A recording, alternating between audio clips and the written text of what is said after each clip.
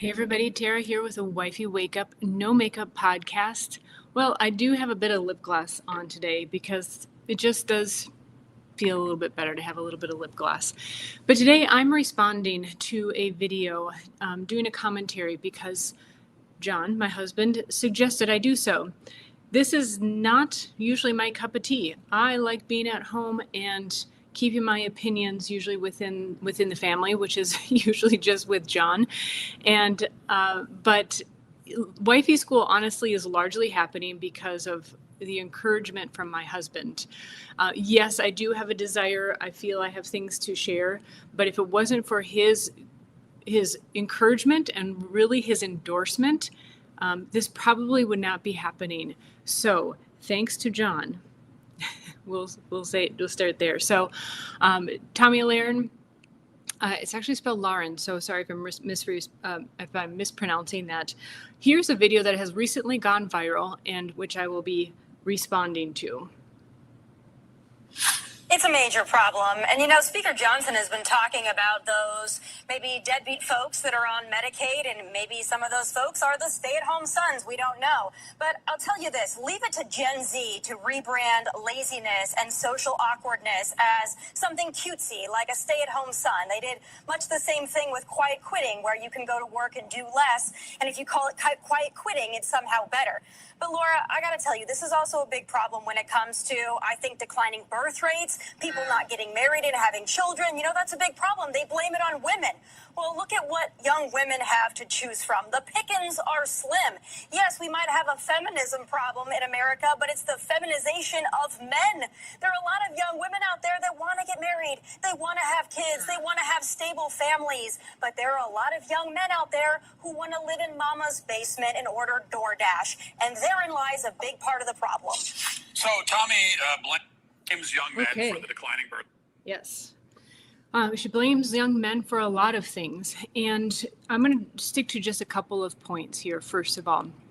That getting right to the point, tearing down a person or people is really an largely ineffective way of making corrections. That, it's great for her career, what she's doing. And if that's her objective, is just to boost her views and move her career forward, she's doing a great job of that.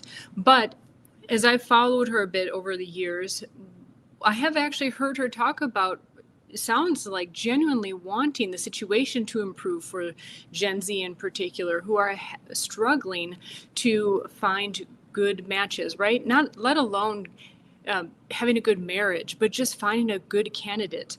And what I want to emphasize is that if you really want to help the situation, tearing down the person or people you see as struggling is not an effective way to do that.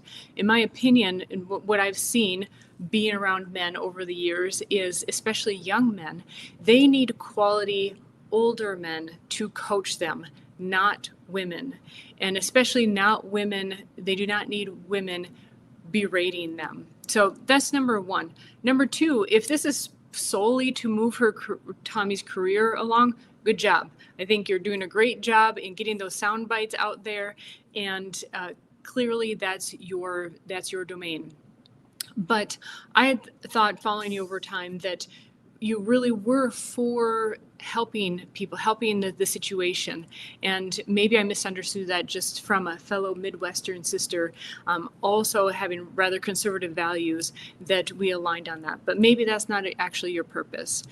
But I'm also going to give Tomi the benefit of the doubt. Maybe she actually doesn't even know what's going on, because honestly, I can tell from my experience being in business over the years, being in life, in business, by the way, I run a business with over 20 contractors. And so it's no small feat.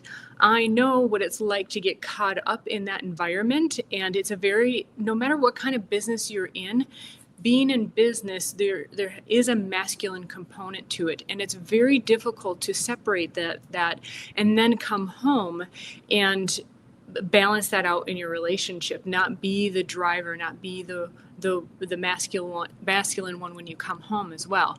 So in this instance, I'm going to give her the benefit of the doubt, and maybe she doesn't even know that this is what she's doing, which is what I think Andrew Wilson said this when they were both on a panel on Piers Morgan, that she is a covert feminist. And covert, whether she knows it and she is deliberately covert, or whether the feminist agenda has done a very good job in co-opting her to be the covert feminist. And so maybe she doesn't even know. And particularly, Tomi, if you don't know, this is a big heads up from your Midwestern sister that you can be conservative, but you don't have to be overly masculine. And even if you naturally have some of those traits, you're going to have to be on guard, particularly when it pertains to your relationship. And that's what I'm getting to, because this is wifey school, and this is a great opportunity for everybody to learn.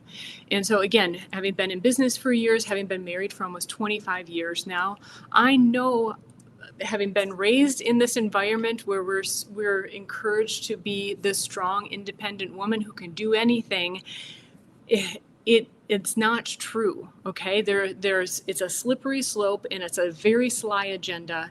And what it sounds like is that you have been taking the bait along the way. And what I'm actually concerned about is your marriage. That if you are even a tenth this way with your own husband, it's so slippery, it's so easy. Once you have that demeanor in one environment, it's extremely difficult to shift and be another way in another environment.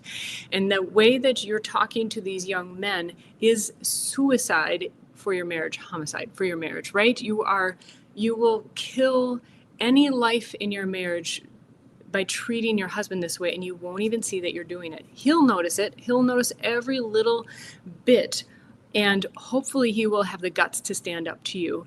And hopefully when he stands up to you, you will take a breath and listen, and mostly just listen and not defend yourself and your stance, because those things you won't even notice. I'll just say you won't even notice when you're just a smidgen that way with him.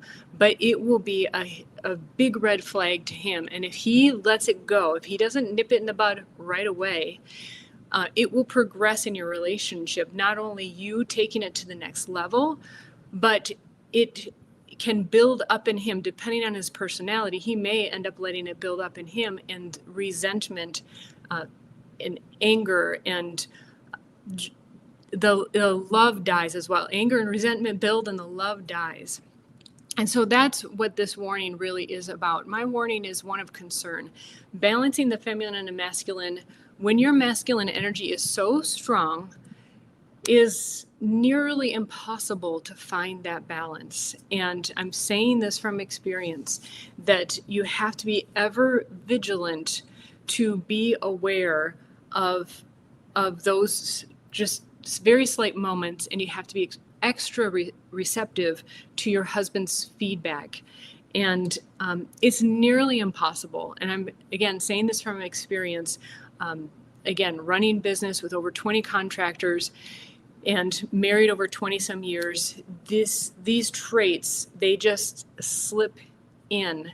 And especially since we were raised from the little girls, yes, the feminist agenda is good on the outset, right? To have, for example, equal education opportunities. But there's extreme ends of the agenda, like dismantling the patriarchy, which you are doing by talking down to these young men.